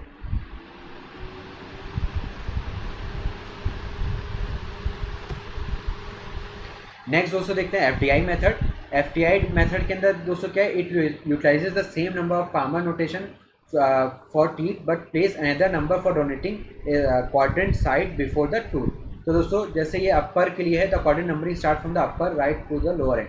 तो दोस्तों जैसे यहाँ पे 1 2 3 4 तो दोस्तों जैसे मान लीजिए अपर राइट इंसीजर की बात करनी है तो दोस्तों अपर राइट की अगर दोस्तों बात करें तो 1 1 1 2 1 3 ऐसे करते करते 1 8 ऐसे दोस्तों 2 1 2 2 ऐसे करते करते 2 8 ऐसे दोस्तों 3-1 3-2 ऐसे करते करते 3-8, ऐसे दोस्तों 4-1 4-2 ऐसे करते करते 4-8। दोस्तों मॉडिफाइड के अंदर सब सेम है, बस नंबरिंग यहाँ पे 1 2 3 4 है, यहाँ पे 1 2 3 4 ऐसे करके नंबरिंग है बस, और कुछ नहीं। और दोस्तों जो ऑप्शन के अंदर जो एक ऑप्शन हम देखा था डायग्रामेटिक या फिर एनाटॉमिकल चार्टिंग, ये क्या होता है दोस्तों, each tooth is represented by pictorial symbol showing its surface to mark position of the crown, filling, caries or abnormal and other abnormality and deciduous teeth. The incisor and canine are represented by the fourth surface and premolar and molar by fifth due to extra occlusal surface। तो दोस्तों ये इतना important नहीं है, जितने भी important थे ये मैंने आपको एक्सप्लेन कर दिए हैं, बस आप ये नाम याद रखिए तो भी काम चल जाएगा। नेक्स्ट दोस्तों देखते हैं, which of the following is true about eruption of the teeth. तो दोस्तों इसमें से कौन सा सही है इरप्शन ऑफ टीथ को लेके। तो ऑप्शन देखे थे, premolar appear in primary dentition, incisor is first to appear in secondary dentition, third molar is last to appear in the primary dentition, canine is second last to appear in primary dentition, hypothyroid delayed dentition. तो दोस्तों true पूछा है तो एक एक करके देखते हैं। Premolar appear in primary dentition, ये गलत है। Incisor is first to appear in secondary dentition, ये भी गलत है। Third molar is last to appear in the primary dentition, नहीं ये भी गलत है। Canine is second last to appear in primary dentition, तो दोस्तों ये है करेक्ट जवाब। और फिर हाइपोथायरॉइड डिलेज डेंटिशन, तो दोस्तों ये भी है करेक्ट जवाब। तो दोस्तों डी एंड ई हो गया इसके करेक्ट आंसर। तो दोस्तों एक एक करके जान लेते हैं। तो डेंटिशन क्रोनोलॉजिकल अपीयरेंस दोस्तों इसका क्या क्या होगा। प्राइमरी के अंदर सबसे पहले आता है लोअर सेंट्रल इंसीजर सबसे पहले, फिर आता है दोस्तों अपर सेंट्रल इंसीजर, फिर आता है लोअर लेटरल इंसीजर, फिर आता है दोस्तों लोअर लेटरल इंसीजर। तो यहाँ पे लोअर सेंट्रल, अपर सेंट्रल, फिर अपर लेटरल, लोअर लेटरल, फिर उसका दोस्तों आता है फर्स्ट मोलर, फिर आता है कैनाइन, फिर आता है सेकेंड मोलर, सबसे आखिर में सेकेंड मोलर। परमानेंट टीथ की अगर हम बात करें दोस्तों तो सबसे पहले आता है फर्स्ट मोलर, फिर आता है दोस्तों सेंट्रल इंसीजर, फिर आता है लेटरल इंसीजर, फिर आता है फर्स्ट प्री मोलर, फिर आता है सेकंड प्री मोलर, फिर आता है कैनाइन, फिर आता है सेकंड मोलर, फिर आता है थर्ड मोलर। और दोस्तों डिलेड किस किस केस में होगा। तो जनरल कॉजेज क्या क्या हो सकते हैं, hypopituitarism, hypothyroidism, rickets, down syndrome यानी कि ट्राइसोमी 21, क्लीडोक्रेनियल डिस्प्लेजिया। तो दोस्तों ये होते हैं जनरल, इसके अंदर डिलेड होता है। लेकिन लोकल कॉज क्या क्या हो सकते हैं, सुपर न्यूमररी टीथ, सिस्ट या फिर ट्यूमर। तो दोस्तों इन सब की वजह से भी डिलेड हो सकते हैं। The period of mix dentition is between the age of. तो दोस्तों पीरियड ऑफ मिक्स डेंटिशन क्या होता है। तो पीरियड ऑफ मिक्स डेंटिशन 2 से 5 साल, 6 से 11 साल, 12 से 14 साल या फिर 15 से 17 साल। तो दोस्तों 2 से 5 साल नहीं, 6 से 11 साल है दोस्तों इसका करेक्ट जवाब। 12 से 14 ईयर नहीं, 15 से 17 साल नहीं। दोस्तों बी हो गया इसका करेक्ट आंसर। तो दोस्तों इसके रिगार्डिंग मैंने आपको एक फॉर्मूला भी बताया था, वो था दोस्तों अगर परमानेंट टीथ अगर हमें निकालना है 6 से 11 साल की उम्र में, तो नंबर ऑफ परमानेंट टीथ अगर हमें निकालने हो तो ये मैंने आपको बताया था एज -5 × 4, ये मैंने आपको फॉर्मूला बताया था। तो दोस्तों मिक्स डेंटिशन के केस में है ये, in case of mixed dentition number of permanent teeth कैसे हम कैलकुलेट करेंगे, इस फॉर्मूले से हम कैलकुलेट करते हैं। Second molar erupt at. तो दोस्तों सेकेंड मोलर कब इरप्ट होता है, 6 साल में, 12 साल में, 18 से 22 साल में या फिर 25 से 28 साल में। तो दोस्तों जो सेकेंड मोलर जो इरप्ट करता है तो 6 साल में नहीं, 12 साल में करता है, 18 से 22 साल में नहीं, 25 से 28 साल में नहीं। तो बी हो गया दोस्तों इसका करेक्ट आंसर। तो दोस्तों इसके रिगार्डिंग ये रहा परमानेंट टीथ को कैलकुलेट कि किस किस एज में क्या क्या निकलता है। तो दोस्तों इसके रिगार्डिंग एक निमोनिक है जो मैंने आपको बताया था थ्योरी पार्ट में भी। तो मम्मी इज इन पेन पापा कैन मेक मेडिसिन। तो दोस्तों ये आप निमोनिक आप ले सकते हैं, काफ़ी पुराना और क्लासिकल निमोनिक में से एक है ये। तो दोस्तों क्वेश्चन पूछा गया था सेकेंड मोलर इरप्ट कब करता है। तो दोस्तों सेकेंड मोलर दोस्तों लगभग 12 से 14 साल की उम्र में लगभग इरप्ट करता है।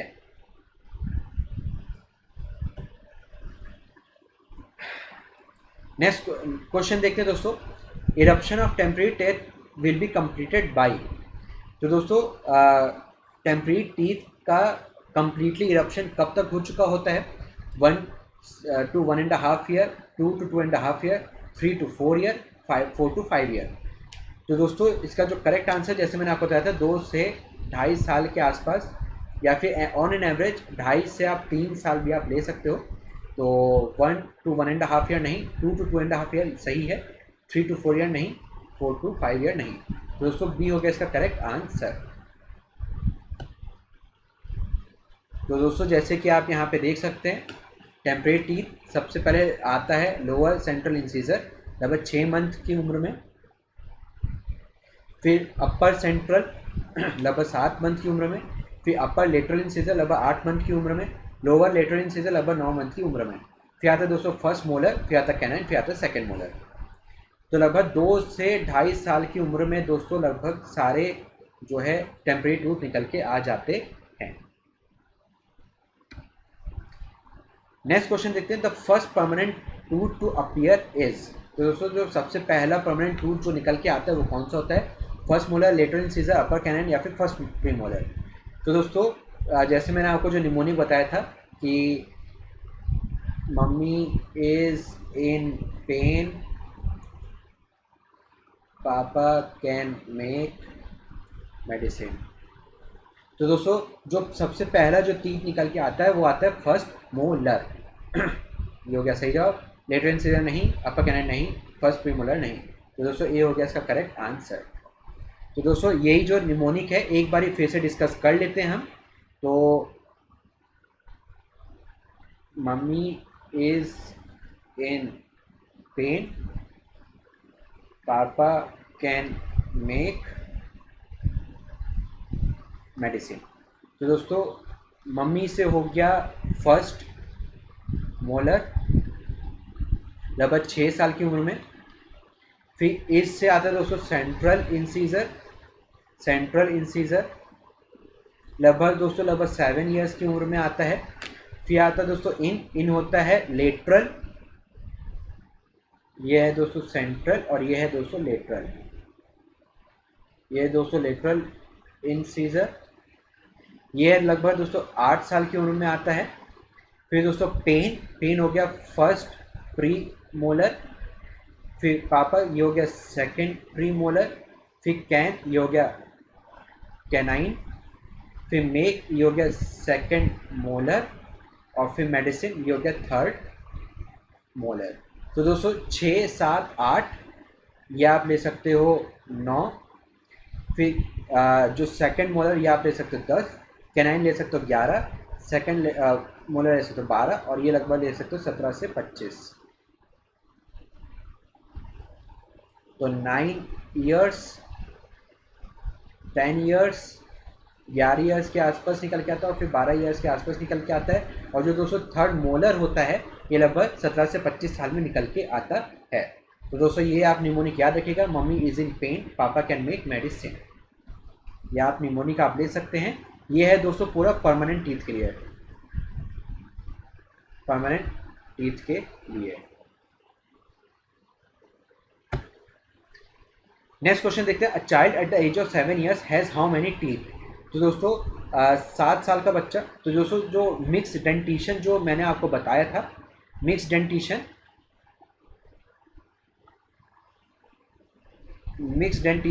जो दोस्तों मैंने बताया था वो दोस्तों 6 से 11 साल की उम्र में मैंने बताया था।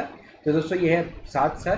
तो दोस्तों इसके लिए जो मैंने आपको फॉर्मूला बताया था वो था नंबर ऑफ परमानेंट टीथ, वो मैंने बताया था एज -5 × 4। तो दोस्तों जनरली ये 7 साल का बच्चा है, ये आता है मिक्स डेंटिशन के अंदर। और दोस्तों मिक्स डेंटिशन के अंदर मैंने आपको टोटल नंबर ऑफ टीथ बताए थे 24, तो 16 नहीं, 20 नहीं, 24 इसका करेक्ट आंसर, 28 नहीं, तो सी हो गया इसका करेक्ट आंसर। तो अगर यहाँ पे बात चली रही है दोस्तों, तो एक ये भी बता देता हूँ मैं कि कितने परमानेंट टीथ होंगे और कितने इसके अंदर जो है टेम्परेरी टीथ होंगे। तो 7 साल का एज है, तो 7 - 5 × 4, तो ये हो गया 2 × 4 × 8, तो 8 हो गए दोस्तों परमानेंट टीथ, तो 8 हो गए परमानेंट टीथ। और दोस्तों अगर टेम्परेरी टीथ निकालना है हमें, टेम्परेरी टीथ निकालना है तो 24 - 8, तो ये दोस्तों लगभग आ जाता है आपका लगभग 12 नहीं 16, तो ये लगभग आ जाता है 16, तो 16, 17, 18, 19, 20, 21, 22, 23, 24, हाँ, तो टेम्परेरी टीथ कितने हो गए 16। द मोस्ट, तो दोस्तों यहाँ पे अगर बात चली है तो ये भी मैं आपको तो बता दूं कि सुप्रा एडेड टीथ क्या होते हैं। तो सुप्रा एडेड टीथ जो मैंने आपको बताए थे दोस्तों, जो क्या कहते हैं टेम्परेरी टीथ के अलावा जो परमानेंट टीथ निकल के आते हैं, तो दोस्तों 8 लगभग होते हैं प्री मोलर और दोस्तों 4 होते हैं मोलर, तो टोटल हो गए 12। और दोस्तों एक होता है सक्सेसर टीथ, एक दोस्तों होता है सक्सेसर टीथ। तो दोस्तों जो टेम्परेरी टीथ की जगह पे ही जो परमानेंट टीथ निकल के आते हैं वही होते हैं दोस्तों सक्सेसर टीथ। तो दोस्तों परमानेंट टीथ कितने, टेम्परेरी टीथ कितने होते हैं 20, तो दोस्तों यही 20 टीथ की जगह पे परमानेंट टीथ बन के आते हैं, तो दोस्तों यही होते हैं सक्सेसर टीथ। नेक्स्ट दोस्तों बात करते हैं the most reliable criteria in Gustafson method of identification is. तो दोस्तों जो मोस्ट रिलायबल क्राइटेरिया जो होता है गुस्टाफ्सन मेथड में, तो cemental apposition, transparency of the root, extrusion या फिर रूट एब्जॉर्प्शन। तो दोस्तों जो मोस्ट रिलायबल क्राइटेरिया जो होता है वो होता है दोस्तों transparency of the root. Cemental apposition नहीं, रूट ट्रांसपोजिशन सही है, एक्सट्रूशन नहीं, रूट एब्जॉर्प्शन नहीं, तो दोस्तों बी हो गया इसका correct answer, transposition, transparency of the root. और दोस्तों ये भी मैं आपको बता दूंगा कि ये ज़्यादातर 30 साल की उम्र के बाद जो है सबसे ज़्यादा बेस्ट होता है। तो दोस्तों गुस्टाफ्सन मेथड के बारे में थोड़ा सा आपको बता देता हूँ मैं। Consist of microscopic examination of the longitudinal section of the, ये जो क्वेश्चन था दोस्तों ये था आखिरी क्वेश्चन। तो आखिरी क्वेश्चन यही था कि मोस्ट रिलायबल क्राइटेरिया क्या है, ट्रांसपेरेंसी ऑफ द रूट। तो दोस्तों इसको थोड़ा सा एक्सप्लेन करने के बाद फिर स्लाइड को ख़त्म करते हैं, सेशन एंड करते हैं। तो रिकॉर्डेड सेशन है दोस्तों, तो इसको मैं थोड़ा सा जो है डिटेल में मैंने इसको पूरा मैंने रखा हुआ है, तो थोड़ा सा इसको बता देता हूँ। Gustafson method consist of microscopic examination of the longitudinal section of central part of tooth to assess the changes as a result of wear and tear with advantage age. तो दोस्तों इसके रिगार्डिंग एक निमोनिक का वो है script, जिसके 6 criteria हैं, जैसे secondary dentition, cement apposition, root absorption, extrusion, periodontosis, transparency. तो दोस्तों इसके रिगार्डिंग एक निमोनिक है वो है स्क्रिप्ट, तो SCR ये IPT स्क्रिप्ट। तो ऐसे हो गया secondary dentition formation, cement apposition और increase in the tissue holding the root in place. फिर आता है दोस्तों रूट रिजॉर्प्शन, फिर आता है दोस्तों एक्सट्रूशन यानी कि gradual wearing out of teeth, फिर आता है दोस्तों पेरियोडोंटोसिस यानी कि लूजनिंग ऑफ टीथ, फिर आता है दोस्तों ट्रांसपेरेंसी यानी कि ट्रांसलूसेंसी ऑफ द रूट। ये होता है दोस्तों मोस्ट रिलायबल क्राइटेरिया। तो दोस्तों एक एक करके 6 के 6 क्राइटेरिया को एक बार डिटेल में पढ़ लेते हैं, क्योंकि ये चीज़ आपको किसी भी बुक के अंदर नहीं मिलेगी, ये काफ़ी ढूंढने पे दोस्तों ये चीज़ मिली है। तो एक्सट्रूशन, तो दोस्तों इसके रिगार्डिंग एक और निमोनिक है वो है आंध्र प्रदेश, नहीं यहाँ पे मैं ले लेता हूँ मैं, तो एक और निमोनिक है दोस्तों वो है Andhra Pradesh state road transport corporation. तो दोस्तों एक ये निमोनिक भी है। तो ए से हो गया एक्सट्रूशन, पी से हो गया दोस्तों पेरियोडोंटोसिस, एस से हो गया सेकेंडरी डेंटिशन, आर से हो गया दोस्तों रूट रिजॉर्प्शन, टी से हो गया ट्रांसलूसेंसी, है ना, ट्रांसलूसेंसी, सी से हो गया सीमेंट एपोजिशन। तो Andhra Pradesh state road transport corporation. तो दोस्तों इसको थोड़ा सा एक्सप्लेन कर देता हूँ मैं। तो attrition due to wear and tear from the mastication, occlusion यानी कि upper surface of the teeth is destroyed gradually, first involving the enamel and then dentin, and at last pulp is exposed in old age.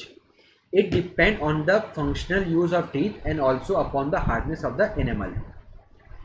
Next दोस्तों देखते हैं periodontosis. Periodontosis दोस्तों होता है regression of the gum and periodontal tissue surrounding the teeth take place in advancing ages, gradually exposing the neck and adjacent part of the root, due to which the teeth become loose and fall off. Poor oral hygiene causes periodontosis. Secondary dentin क्या होता है दोस्तों? It may develop from the wall within the pulp cavity and decrease the size of the cavity. First, it is deposited at the pulp chamber and gradually extend downward to the apex and may completely fill up the pulp cavity. This is partially due to aging and partially due to pathological conditions like caries and periodontitis. Cement position क्या होता है दोस्तों? The cementum increase in thickness particularly due to change in the tooth position, especially near the end of the root. Secondary cementum is slowly and continuously deposited throughout the life and form incremental lines. Incremental lines described by Boyds appear as cross striation on the enamel of teeth due to cementum evolution and are thought to represent daily increment of growth. The age can be calculated by counting the number of the line from the neonatal line onward. This is mainly applicable to infants. Root resorption क्या होता है दोस्तों? It involves both cementum and dentin, which shows characteristically sharp grooves. Absorption of the root start first at the apex and extend down upward. It usually occurs in late ages. It may be due to pathological process. Transparency of the root, it is not seen until about 30 years of the age. The canal in the dentin are the first white. With the age they are filled by the minerals so that they become invisible and the dentin become transparent. It is the most reliable criteria. तो दोस्तों ध्यान रहे most reliable criteria में से एक है। तो दोस्तों इतना डिटेल में तो नहीं पूछा जाता है, लेकिन ये जो 6 क्राइटेरिया ये आपको याद रखना पड़ेगा, इनके बारे में पूछा जा सकता है। दोस्तों बॉयडिस मेथड के बारे में एक बार देख लेते हैं। तो most accurate age estimation method by means of incremental lines, इसके बेस पे होता है ये। These lines can be seen in the section of the teeth as cross striation on enamel and represent daily increment of the growth. Most well mark line also known as neonatal line is formed at birth. तो दोस्तों incremental lines के base पे हम as का estimate करते हैं। तो दोस्तों इसी के साथ ये सेशन एंड करता हूँ। एंड करने से पहले a little progress each day adds up to big result. तो दोस्तों डेली छोटी छोटी प्रोग्रेस करने से ही आपको बड़ा रिजल्ट मिलेगा। ये नहीं है दोस्तों कि आप अचानक से जो है एक ही दिन में पूरा MBBS ख़त्म कर दोगे और जो एग्ज़ाम में आप अच्छा कर ले जाओगे, नहीं। आपको अभी से ही पढ़ाई स्टार्ट करनी रहेगी। डेली आपको पढ़ना पड़ेगा, माइंड के अंदर ग्रैस्प करना रहेगा, टिप्स पे लेके आनी पड़ेगी। डेली अगर थोड़ा आप करेंगे तो ही आप अपना कोर्स अच्छे से ख़त्म करके रिवीजन स्टार्ट कर पाएंगे और रिवीजन करने के बाद फिर आप एग्ज़ाम को अच्छे से दे पाएंगे। तो दोस्तों कहते हैं ना एक बार में एक ही सीढ़ी चढ़नी चाहिए, ये नहीं कि एक बार में 5वीं 6वीं सीढ़ी चढ़ने की कोशिश करेंगे तो दोस्तों नहीं चढ़ पाएंगे। तो दोस्तों डेली एक एक करके सीढ़ी चढ़े तो एट द एंड पे आप एकदम टॉप पे एकदम पहुंच जाएंगे। तो दोस्तों एंड करने से पहले हमारा जो channel let's crack NEET PG इसको सब्सक्राइब करिए, बेल आइकन को प्रेस करिए। अगर दोस्तों आप बेल आइकन को प्रेस करते हैं तो हमारी नई वीडियोज़ का नोटिफिकेशन आपको आता रहेगा, तो इससे कोई भी वीडियो मिस नहीं होगी। दोस्तों वीडियो को भी लाइक जरूर करा करिए, इससे हमें मोटिवेशन मिलता है ज़्यादा से ज़्यादा वीडियोस बनाने के लिए, ज़्यादा से ज़्यादा स्लाइड्स रखने के लिए। क्योंकि दोस्तों एक रिकॉर्डेड सेशन है तो इसके अंदर तो मैं ज़्यादा जो है एक्सप्लेन नहीं कर पाता हूँ। मैं ऐप के अंदर मैं कर पाता हूँ क्योंकि वहाँ पे लाइव क्लासेस होती हैं। तो दोस्तों इसलिए मैं ज़्यादा से ज़्यादा कोशिश करता हूँ कि मैं स्लाइड्स रखूँ ताकि आपको समझने में कोई दिक्कत ना आए। दोस्तों सब्सक्रिप्शन के टाइम पे मैं जो कोड है वो यूज़ करना मत भूलिएगा। मैं जो कोड है वो है LIVDRM। अगर आप ये यूज़ करेंगे तो आपको एडिशनल 10% का डिस्काउंट आपको मिल जाता है। तो दोस्तों जनरली 24 मंथ के जो चार्जेस हैं वो हैं दोस्तों 30,000 रुपीज़, लेकिन दोस्तों अगर आप मेरा कोड यूज़ करेंगे LIVEDRAM तो आपको एडिशनल 10% का डिस्काउंट मिल जाएगा और ये आपको पड़ेगा 27,000 रुपीज़ का। ऐसे ही दोस्तों अगर मैं 12 मंथ की चार्जेस की बात करूं तो ये आते हैं दोस्तों लगभग 22,500। ऐसे दोस्तों अगर मैं इसके अंदर 1 मंथ के चार्जेस और ऐड कर दूं तो ये होता है 4,500। तो दोस्तों अगर मैं इसको ऐड करूं तो ये भी आता है 27,000 रुपीज़। तो आपने देखा दोस्तों ये पूरा एग्जैक्ट मैच कर रहा है 24 मंथ्स के चार्जेस को। तो दोस्तों आपको बस 1 मंथ का एक्स्ट्रा पे करना है तो आपको पूरे 2 साल का बेनिफिट मिलेगा, यानी कि आपको पे करना है 13 मंथ्स के लिए, लेकिन आपको जो बेनिफिट्स मिलेंगे दोस्तों पूरे 2 साल के लिए आपको मिलते हैं।